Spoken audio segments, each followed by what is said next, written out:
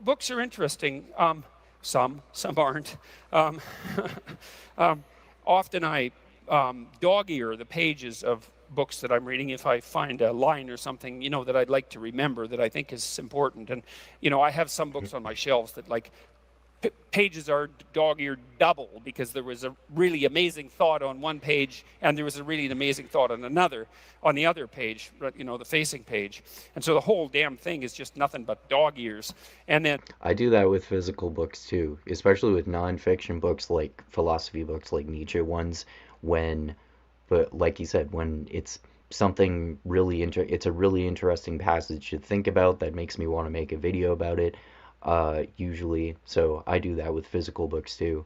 Often with philosophy books, I just read them for free online, but I do that with physical novels or any physical nonfiction books too. there's other books where there's zero. Um, when I read Nietzsche, for example, there was lots of dog ears on Beyond Good and Evil, which is a great book. And Nietzsche actually, he came up with the most arrogant statement anybody ever made about himself as an author, which is really quite impressive.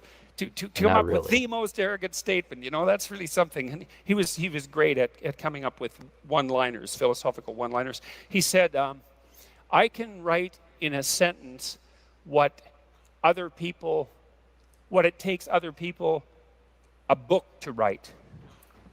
And then he said, Yeah. Oh, wait, he's gonna finish here. no, that they can't even write in a book. So that's Yeah, so that's actually really cool and arrogant. And I don't think Nietzsche was a genius because I don't think there's any that geniuses exist and other people contribute to their thoughts a lot and they're not as brilliant as people think they are.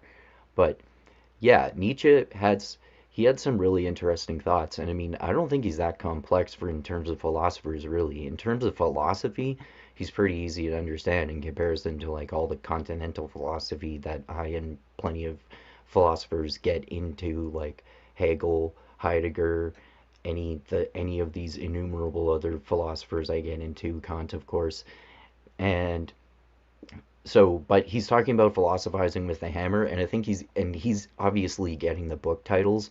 This is nitpicky, but he's saying it's in Beyond Good and Evil that he came up with philosophizing with a hammer, but Twilight with the Idols is literally his book that has the subtitle Philosophizing with a Hammer. I think it's actually called Twilight of the Idols or Philosophizing with a Hammer, and he does that in Twilight of the Idols in particular, and he he'd spy his whole style in that book in particular is to have like one profound sentence after the other, like one banger after the other, instead of phenomenally complex paragraphs like anything in the Future of Religion by Richard Rorty and Gianni Vattimo, or Less Than Nothing by Slavoj Žižek, or the other day I read Deconstructing Zionism, edited by Gianni Vattimo, and any of those phenomenally complex paragraphs that go in 18 different directions.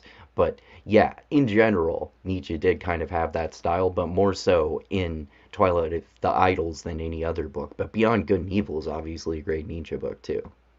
pretty good, eh? It's like arrogant, and then he topped it. It's like, yes, this is a man who could really write. Anyways, the problem with reading a book like that, Beyond Good and Evil, say, is that every damn sentence is a thought, and a deep thought. And so reading Beyond Good and Evil, it's like just constantly being punched.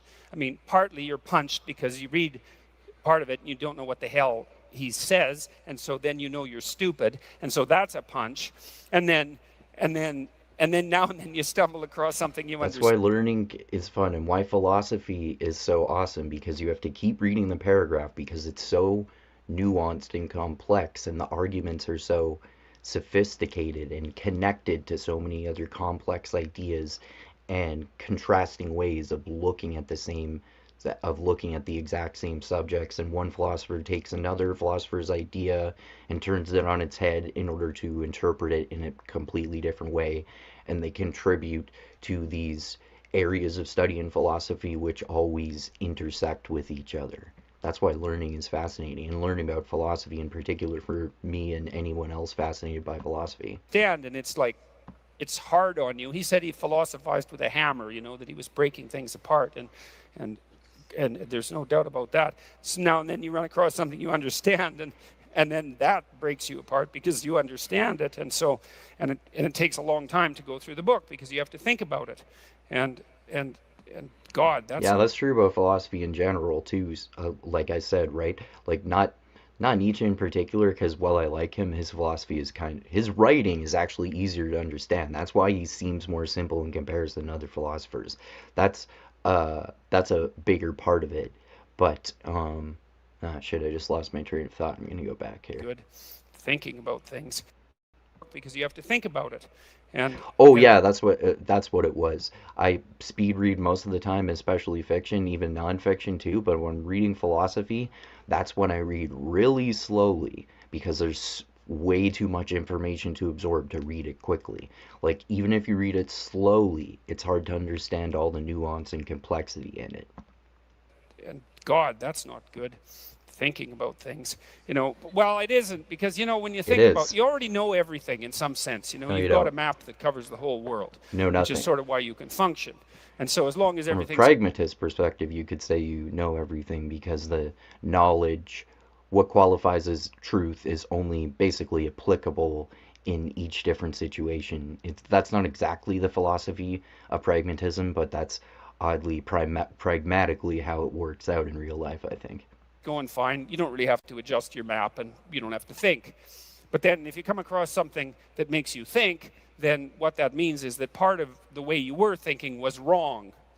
And so when you think something, when you're forced to... as arrogant as I can be sometimes, and especially as arrogant as Jordan Peterson can be sometimes, and he never admits when he's wrong now. I'm often fascinated by how much I learned and then how much I realized that I was really committed to this set of ideas that I later ended up thinking are completely dumb. So I always try to be open-minded like that.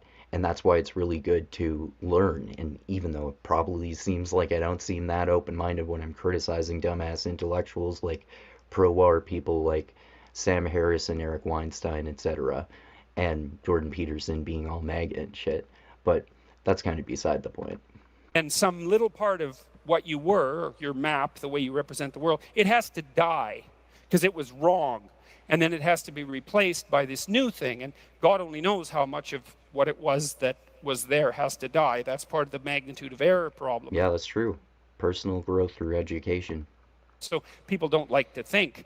And so it's hard to read difficult books like Beyond Good and Evil because you're just forced to think, and it's just exhausting. You wish that he would just go away, which is why they're trying to not teach difficult books in university. No, when that happens, it makes me want to read it more. I want to read a 1,000-page book with that level of complexity.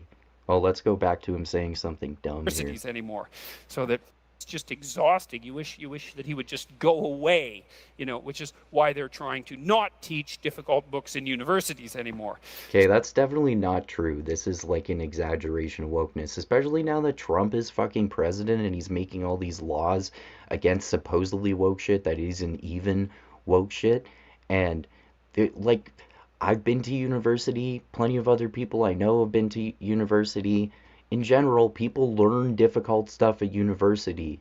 You have to write complex papers, and you put references and citations, make proper academic scholarly papers. If you're depending, even if like in any humanities subject, philosophy, English, history, etc., and you have to do all of these fucking complex calculations in any mathematical or physics course or any of the complex science involving chemistry or any innumerable other subjects. You learn a lot and you have to cram a lot for tests and shit, man. Anyone who goes to university nowadays is fully aware of that.